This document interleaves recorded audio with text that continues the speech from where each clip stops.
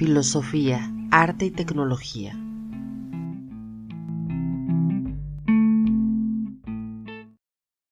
Episodio 36. Hola, bienvenidos. En el episodio pasado estuvimos hablando acerca del arte de la segunda mitad del siglo XX en México. Comentamos acerca del contexto histórico que va a dar pie al desarrollo de movimientos importantes en las artes plásticas como el movimiento muralista. Y el día de hoy tenemos como invitado al doctor Miguel Cereceda, quien nos presentará su libro La escultura monumental del siglo XX, la experiencia mexicana.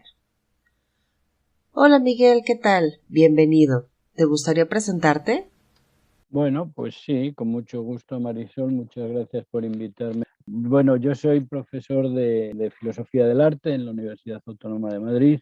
Mi carrera está vinculada fundamentalmente a los estudios de filosofía. Como trabajo en el ámbito de la filosofía del arte, pues he trabajado también mucho en relación con la crítica del arte y con el mundo del arte contemporáneo y de las exposiciones.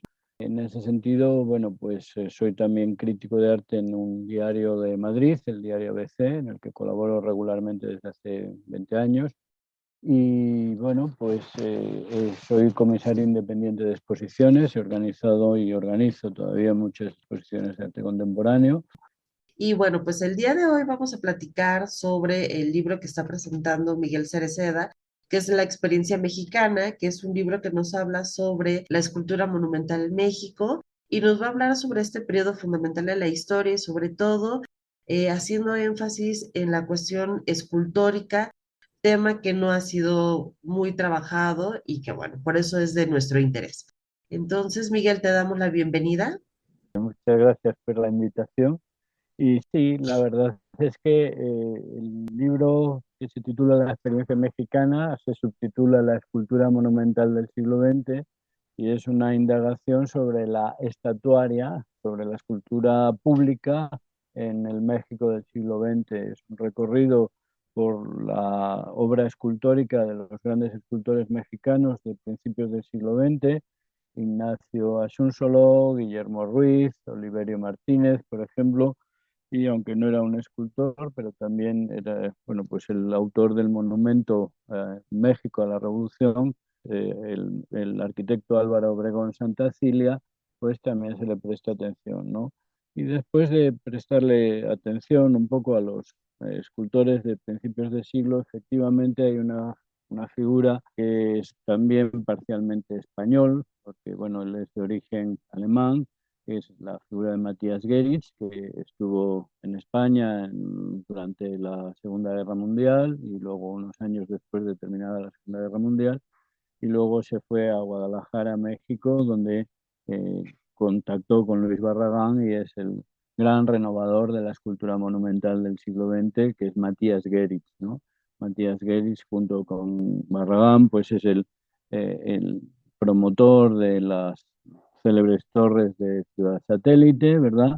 Y luego, que es una intervención del año 78, y luego 10 años más tarde es el promotor de esa intervención interesantísima, que es la Olimpiada Cultural que se hace en México en el año 68, donde se hace una intervención monumental en torno al periférico de Ciudad de México, que es la Ruta de la Amistad. Y luego, además, en tercer lugar, es el artista que permite un poco el enlace con la tercera generación de grandes escultores monumentales mexicanos del siglo XX, pues que son los discípulos de Matías Gerich, que son, pues, por ejemplo, escultores de la talla de Manuel Felguérez o de Sebastián, ¿verdad? O de Federico Silva, que son esa tercera generación de escultores, ¿no? El libro es un recorrido por esta historia de la escultura mexicana, pero también no solo es un recorrido, sino que también es un viaje de tipo moralizante y sentimental, porque el arte, bueno, México siempre ha sido un país donde se han experimentado muchos de los grandes movimientos artísticos y de los grandes movimientos culturales de toda la tradición occidental. Y desde luego en México, pues la experiencia en torno al arte pues es muy, muy pertinente, y el modo en que se desarrolla la historia de la escultura monumental en México es también sintomática de cómo se desarrolla en el resto del mundo, ¿no? Entonces, lo primero que nos encontramos es un poco la escultura monumental vinculada a lo que podríamos denominar el realismo socialista, muy característico después de la Revolución Rusa, o del lenguaje realista del arte comprometido con la revolución, ¿verdad? Y luego llega la llegada de la abstracción con la figura de Matías Geritz, con esa transformación de la escultura, que es una transformación que realmente en México va a ser una experiencia mundial, ¿no? Porque es el cambio de la idea de la estatua desde los parques y jardines y de las plazas y las calles a esculturas de autopista, ¿no? Que es algo que realmente, bueno, pues se experimenta en México por primera vez, ¿no? Y luego, pues, la gran generación de los artistas continuadores y seguidores de Matías Geritz, ¿verdad? Pues entre ellos artistas de la talla de un Sebastián, que, bueno, pues es, desde luego en México es uno de los artistas monumentales que ha tenido mayor influencia, no solo en Ciudad de México, sino en Guadalajara y en todas partes. Y luego, pues el libro, como digo, se hace una reflexión de tipo moral, porque, bueno, primero se piensa el problema de por qué no hay una historia de la estatuaria o del monumento y por qué se ha producido un cierto olvido de sus autores, ¿verdad? Y luego es una consideración acerca del final de este tipo de artefacto conmemorativo que es el gran monumento modelo Sebastián, ¿no? Si ha llegado a su fin o no ha llegado a su fin. Y por tanto, como digo, el libro no es un libro de historiador, sino que es una reflexión también en torno al problema de la estatua conmemorativa y de la estatua monumental, ¿no? Porque lo curioso de la estatua monumental es que promete memoria del tipo de monumento a los caídos, a los muertos en combate, a los muertos en la guerra de la independencia, o los, tal, promete memoria, pero lo que otorga es olvido, ¿no? Es una cosa muy sorprendente con respecto al monumento, ¿no? Pero no solo promete olvido de aquello que el monumento conmemora, que a la hora de la verdad, pues la gente nunca termina sabiendo qué es lo que el monumento conmemora o quién está allí presentado o representado, sino lo que es más sorprendente, trae un olvido absoluto con respecto a los artífices de las estatuas, ¿no? En ese sentido, a mí sí que me parece muy, muy llamativo, por ejemplo, el hecho de que los grandes artistas mexicanos del siglo XX, mundialmente conocidos y reconocidos, son los grandes muralistas. Los grandes muralistas mexicanos, Rivera, Orozco, Siqueiros, los conoce todo el mundo. Tuvieron una gran difusión internacional, posiblemente gracias a su presencia en los Estados Unidos, el hecho de que Rivera pues, trabaje en el Rockefeller Center, etcétera, el hecho de que tengan presencia en Nueva York, el hecho de que hayan tenido una cierta continuidad con artistas del expresionismo abstracto norteamericano, les ha dado también una gran influencia en el arte, en el relato del arte internacional contemporáneo. Y sorprendentemente, pues es cierto que junto a estos grandes muralistas, el programa revolucionario, el programa del artístico de la revolución, contemplaba la idea de que hubiese también grandes escultores monumentales, ¿no? Y sin embargo, lo sorprendente es que habiendo hecho monumentos de la talla, pues por ejemplo, Guillermo Ruiz hace, por encargo del presidente Lázaro Cárdenas, el monumento a Morelos, ¿no? Que se encuentra en el lago de Pátzcuaro, en la isla Janitzio, y bueno, pues es un monumento de la talla, de la importancia, de la dignidad que podría tener una especie de estatua de la libertad, y sin embargo, pues nadie, ni siquiera los historiadores del arte sabrían decir quién es Guillermo Ruiz, ¿no? Y entonces este tipo de cosas me interesan mucho. ¿Cómo es posible, por no hablar del gran Ignacio Asúnzolo, ¿no? Artífice del monumento conmemorativo del presidente Álvaro Obregón en el Parque de la Bombilla? Pues es un monumento muy interesante, pero bueno, pues nadie conoce a Ignacio Asúnzolo, ¿no? Y lo mismo pues podríamos decir de algunos de los otros artistas vinculados a la revolución, escultores monumentales que son ignorados o desconocidos por el relato de la historia. Nos comentas cosas súper interesantísimas porque además, pues hay que recordar que en México hay una tradición artística muy fuerte, me refiero a que durante toda la época colonial y posteriormente tenemos por ahí de 1781 que se inaugura la Academia de San Carlos. Entonces estamos hablando que México posee una tradición artística importante y que me parece que el movimiento muralista, como bien lo mencionas, es uno de los movimientos pues más emblemáticos de México y que ha logrado proyectar a estos artistas, que también lo interesante es pensar la influencia en cuanto al lenguaje plástico que viene también de Europa.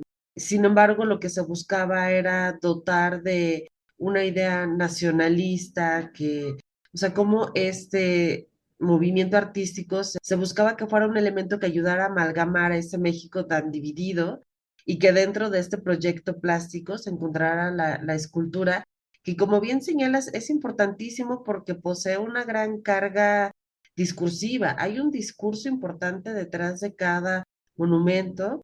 Entonces, por eso me parece muy interesante y pertinente esta investigación que has realizado.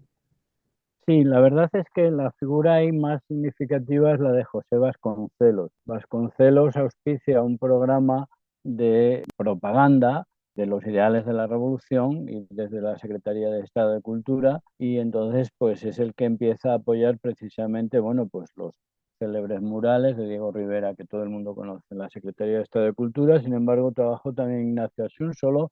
El friso de la Secretaría está construido con obras de Ignacio Asúnzolo. Las obras que hay en la Secretaría de Estado de Cultura, las esculturas que hay son de Ignacio Asúnzolo. Es cierto que son muy mediocres, no son obra muy afortunada, ¿verdad? Pero luego Ignacio Asúnzolo se desarrolla mucho como artista, ¿no?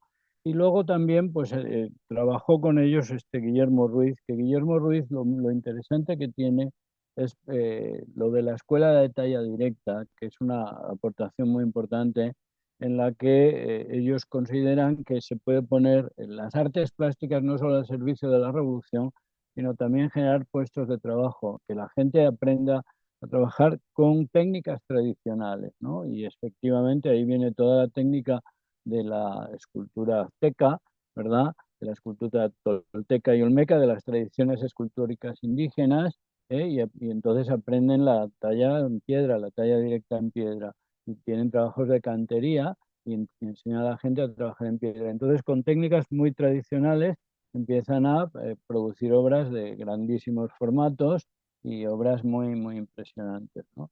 Y bueno, pues esto, claro, tiene que ver un poco con ese doble compromiso, porque desde luego a los escultores les interesa menos el introducir los nuevos lenguajes de la vanguardia artística que difundir, divulgar los grandes ideales de la revolución, ¿no?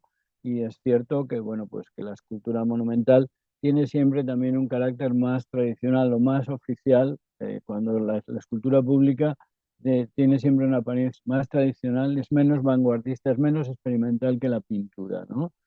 Y en el caso de, pues, de Rivera, de Orozco y de Siqueiros, pues sí que ellos venían un poco con las ideas de las vanguardias europeas, ¿verdad? Y sobre todo Diego Rivera, ¿verdad?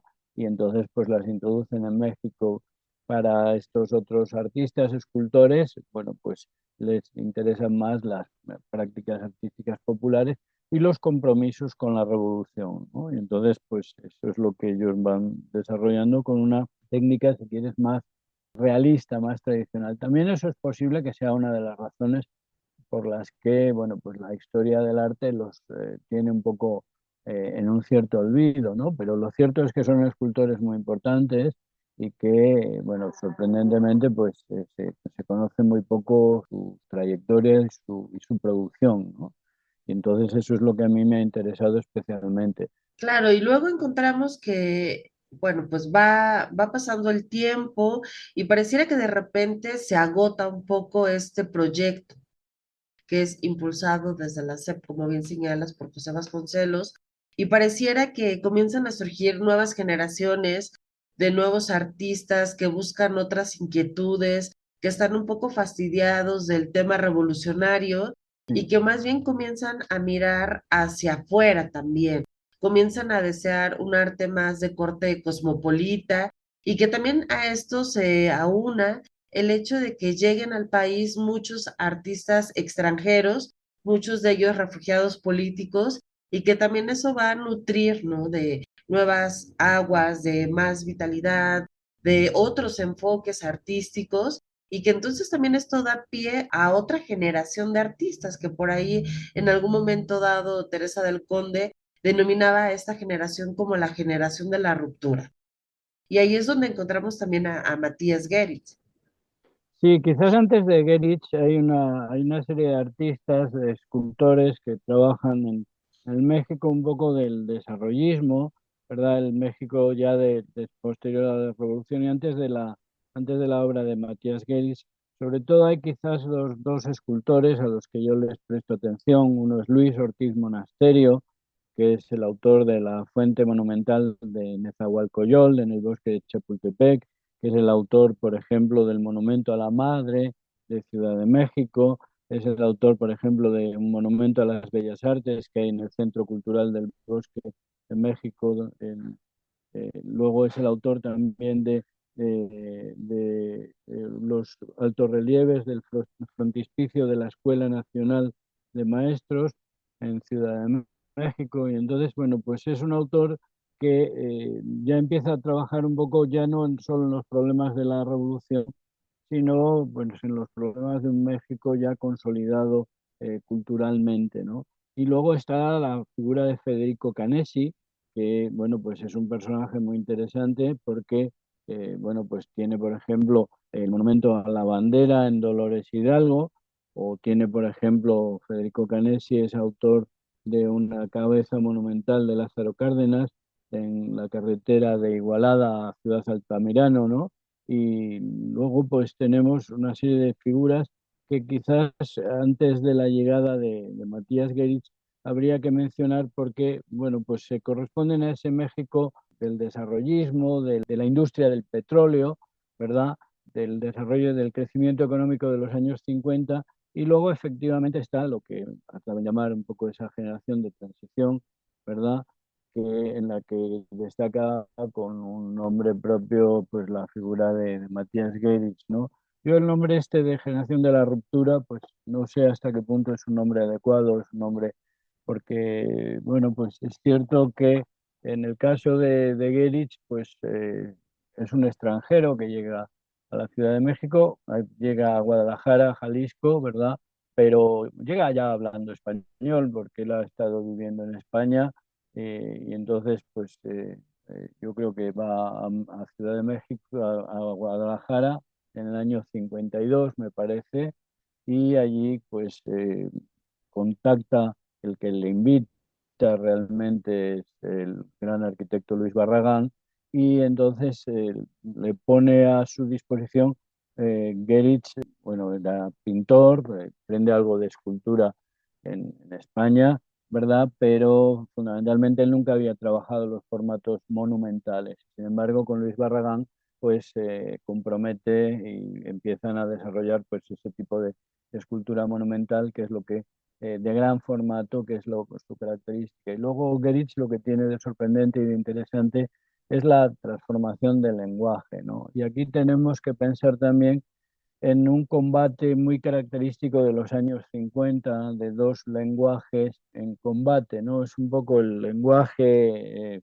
figurativo, lo que el bloque del Este durante la época de la Guerra Fría denominaba el realismo socialista, y el lenguaje de la abstracción que está apoyado y auspiciado desde luego por los Estados Unidos como lenguaje de vanguardia y de modernidad, pero un lenguaje que evidentemente se desentiende de los compromisos políticos del realismo social, ¿no? Y desde luego Matías Gerich se vincula abiertamente con este tipo de nuevo lenguaje de la abstracción, que es el lenguaje más del desarrollo económico, más de muy vinculado a la idea de los grandes desarrollos urbanísticos. De hecho, sus torres de ciudad satélite en realidad son una especie, originalmente una especie de ramo publicitario en medio de la carretera, que todavía no era el periférico, pero en medio de la carretera, para llamar la atención sobre una nueva ciudad, que es un nuevo desarrollo urbanístico que se estaba cometiendo, que ahora ya ha sido devorada, integrada por la Ciudad de México, ¿verdad? Pero que en su momento era una ciudad satélite, como su propio nombre indicaba, es decir, que está bastante alejada del centro, ¿no? Y bueno, pues al principio funciona como una especie de reclamo comercial, pero luego pues termina teniendo un carácter más simbólico, más emblemático, ¿no? Y Gerich, desde luego, además de esta obra, que es una obra muy interesante, bueno, pues es un artista muy importante para México y para España, donde él introdujo el lenguaje de la abstracción cuando estuvo aquí en España en los años 40 y en los años 50, ¿no? Hasta el año 52 que se va a México, ¿no? Pero desde luego es también importante en esa transformación del concepto de monumento, ¿no? Porque introduce lo que es la escultura de autopista, ¿no? Mientras que hasta Matías Gerich, la estatua se concibe pues como una ornamentación de parques y de jardines, se encuentra en las plazas o en las calles, ¿verdad? Delante de los edificios públicos. Sin embargo, Gerich va a introducir ese concepto realmente novedoso, que es el de una estatua, una escultura para ser vista desde el automóvil, ¿no? Mientras uno se desplaza por la carretera o por la autopista, ¿no? Y esto lo va a poner en práctica fundamentalmente en el año 68, en relación con las Olimpiadas del año 68 y con un proyecto interesantísimo que es además prácticamente único en el mundo, que es la Ruta de la Amistad, que es un programa de escultura monumental para decorar o alegrar un poco la autopista, el periférico, ¿no? Y bueno, pues aquí Matías Gerich coordinó un proyecto en el que invitó a unos veintitantos escultores internacionales a hacer intervenciones, entre los cuales pues gente muy importante como Herbert Beyer, por ejemplo, como Job Bellion, el escultor polaco Gregor Kowalski, el norteamericano Todd Williams, el escultor, por ejemplo, belga Jacques Moeshal, bueno, pues invitó a una serie de artistas de gran proyección o artistas como el escultor uruguayo Gonzalo Fonseca, que vivía en Nueva York, en Estados Unidos, o también la participación de dos escultoras, dos mujeres artistas muy importantes.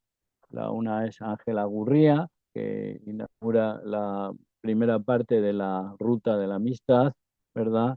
Y la otra escultora monumental importantísima también es Helen Escobedo, que es la que cierra con su puerta la obra de las puertas del viento de Helen Escobedo, cierran la puerta de la amistad, ¿no?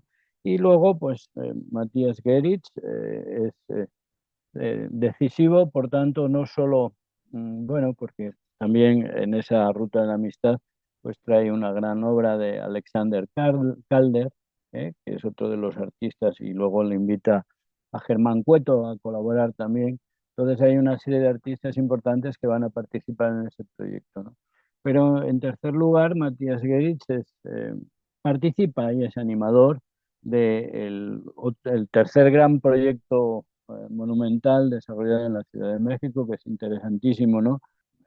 El espacio escultórico que se hace en el entorno de la UNAM y donde pues participan pues los grandes artistas, escultores contemporáneos, bueno, Federico Silva, que tiene su sede y su museo, Manuel Felgueres, que también tiene en Zacatecas su museo, su fundación, ¿verdad? Correspondiente. Sebastián, que es un artista en México, es muy popular y muy conocido y muy reconocido, ¿verdad? Y entonces, bueno, pues Geritz es un poco esa figura de enlace porque tanto Helen Escobedo como Sebastián, como Felgueres, como Federico Silva, pues colaboraron con él en la construcción del espacio escultórico y en torno al espacio escultórico, pues luego hicieron intervenciones públicas en el entorno de la UNAM, ¿no? Y bueno, pues esas intervenciones son realmente muy interesantes, muy importantes, ¿no? El libro se plantea el problema de si este modelo puede resistir o puede mantenerse, ¿no? Porque en algún momento pues se experimenta una cierta crisis, sobre todo por el carácter puramente, mm, bueno, pues polémico que plantean algunas de las esculturas, y pienso en obras de Sebastián particularmente, que quizás ha sido el artista más polémico, ¿no?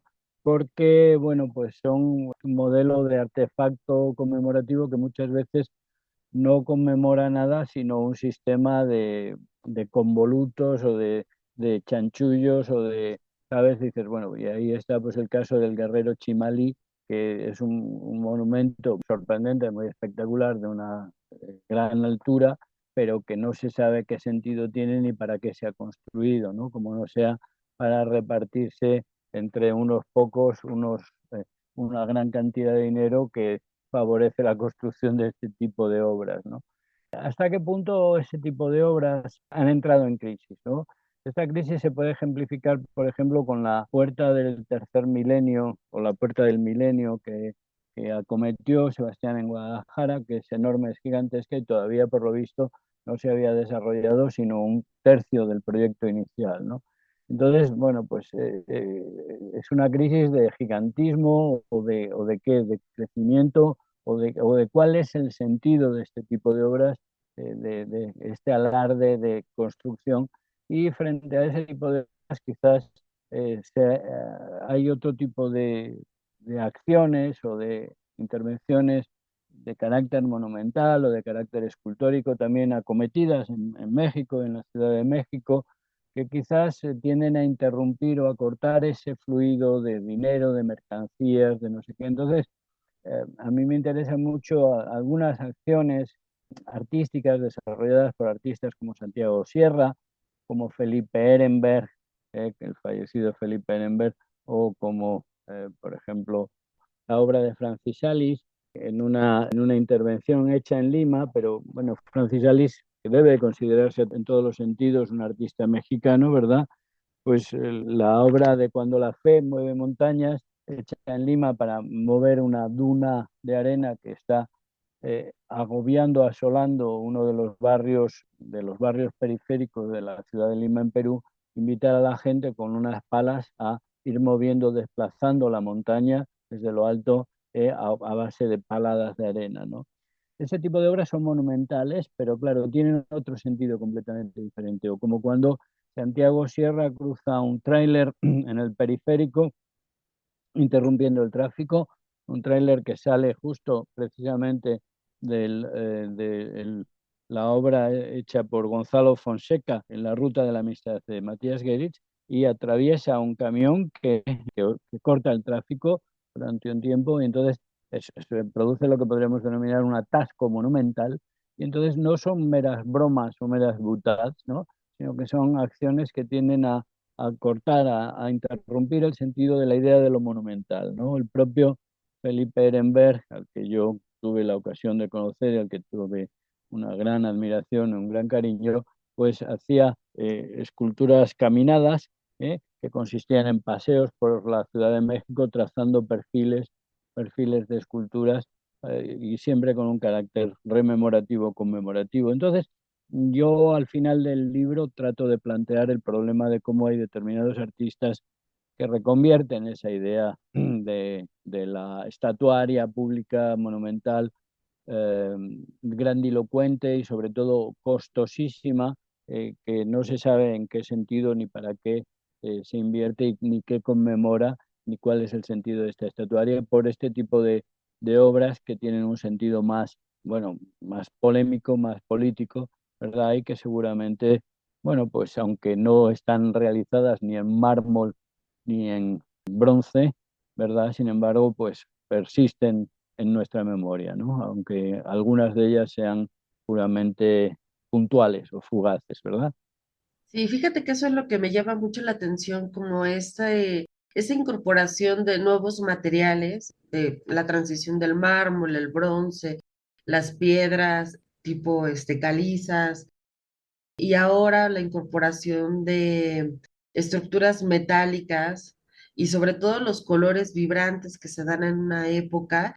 Y de repente, bueno, pues esta transición a la acción, que también habla mucho de la historia del arte misma, ¿no? Cómo se da este devenir, vaya, que tiene que ver con muchas razones, factores políticos, sociales, económicos, que intervinieron en la toma de decisiones por parte de los artistas para elegir uno u otro material, porque finalmente el material también es un elemento que aporta pues una lectura, tiene un peso simbólico. Sí, absolutamente. Lo que pasa es que los materiales es una cosa muy interesante.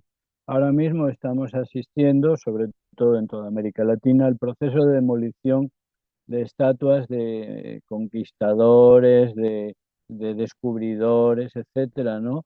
Y bueno, pues ese proceso de demolición hace que estas estatuas construidas en materiales nobles y eminentes como la piedra, como el mármol, como el bronce, sin embargo, tengan la misma duración que otras que han sido más efímeras, ¿no?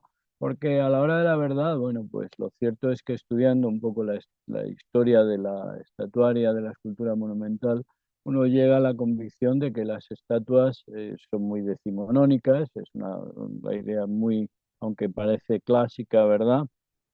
Pero es fundamentalmente una idea muy vinculada al siglo del historicismo, al siglo de la historia, ¿no? En el sentido de que se ambiciona una eternidad y las estatuas se construyen en materiales nobles y eminentes para la eternidad.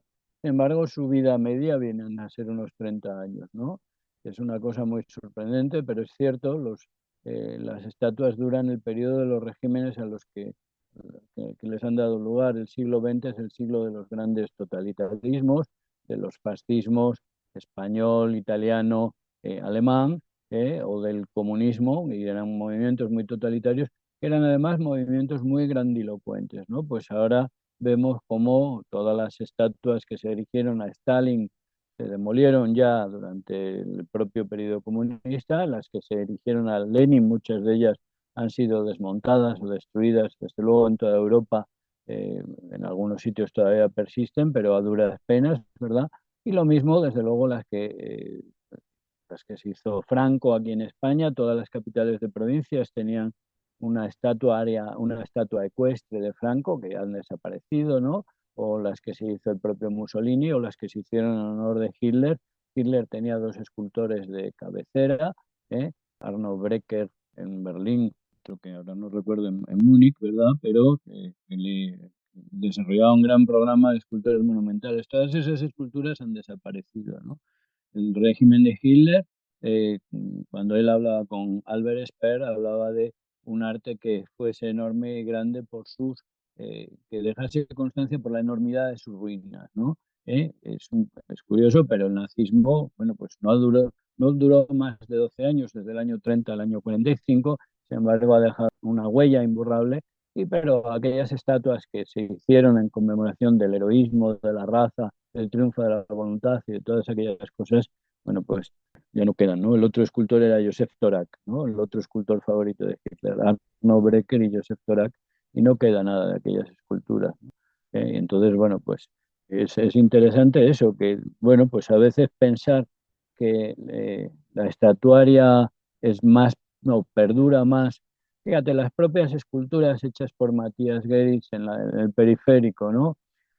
Apenas 10 años después ya estaban la mayor parte de ellas destruidas, ¿no? 10 años después se hicieron en el año 68 con las Olimpiadas, en el año 78 ya la mayor parte, unas de ellas formaban parte de un colegio, habían sido reapropiadas, reutilizadas, otras estaban llenas de pintadas, estaban destruidas. Entonces hubo hace 10 años, en 2012 o algo así, un intento de recuperación.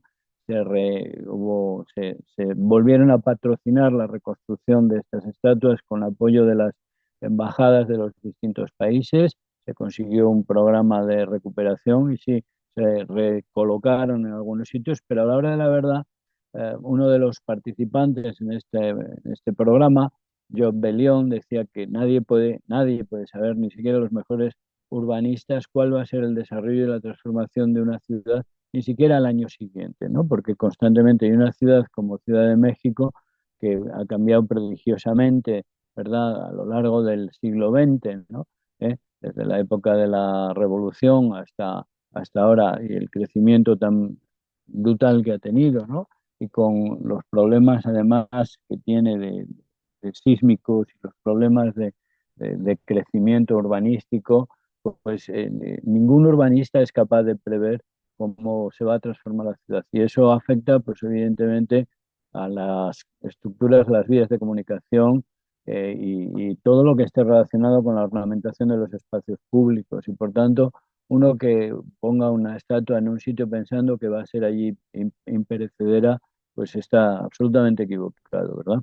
Es interesante esto que mencionas porque quizá en comparación de una escultura con un cuadro, con una obra, sí, con un cuadro quizá se le tiende a tener más cuidado, como más reserva, pero la escultura en sí misma pues está pensada para el exterior, para afrontar pues todas las vicisitudes climáticas en primera instancia y como bien señalas pues sociales posteriormente.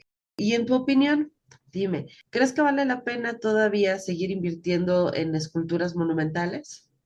Bueno, se sigue haciendo. No, no, yo estoy en algunos comités de selección de escultura pública, en programas de escultura pública, se sigue haciendo, ¿no?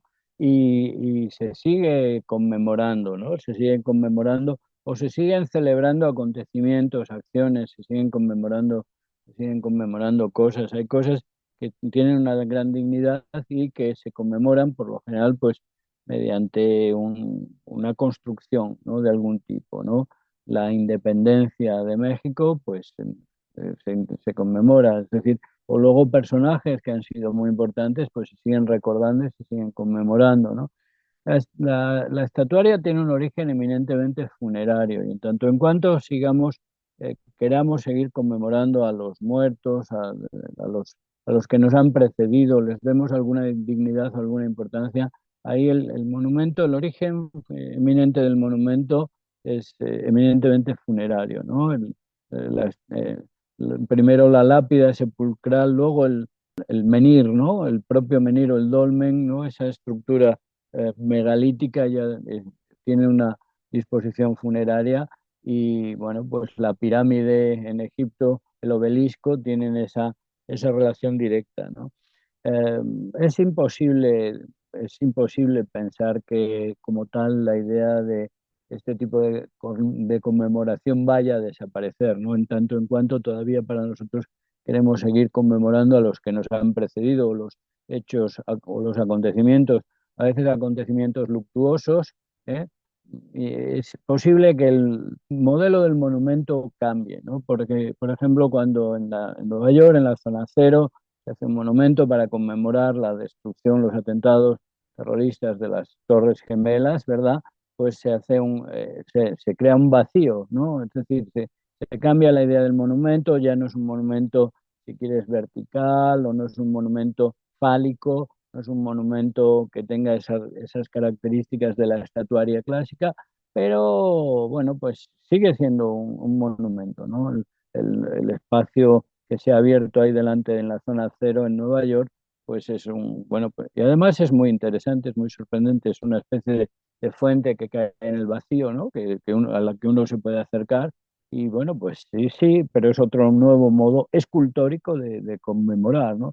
Escultórico arquitectónico, si quieres, sí, pero sigue habiendo, evidentemente, mientras haya cosas que queramos conmemorar, sean acontecimientos luctuosos o sean acontecimientos gloriosos, ¿no? Como las conquistas o ¿sabes? O las grandes hazañas, pues eso va a estar vinculado a una idea de monumento, ¿no? Porque en último término el monumento es el signo de la memoria, ¿eh? Entonces, pues tiene esa característica. Excelente, Miguel. Pues muchas gracias. No sé si quieras agregar algo más. Pues nada, agradecerte a ti la atención. Espero que este podcast tenga una extraordinaria difusión y que podamos vernos pronto o en México o en España. Entonces, bueno, por hoy, pues nos despedimos. Hasta pronto. Hasta pronto.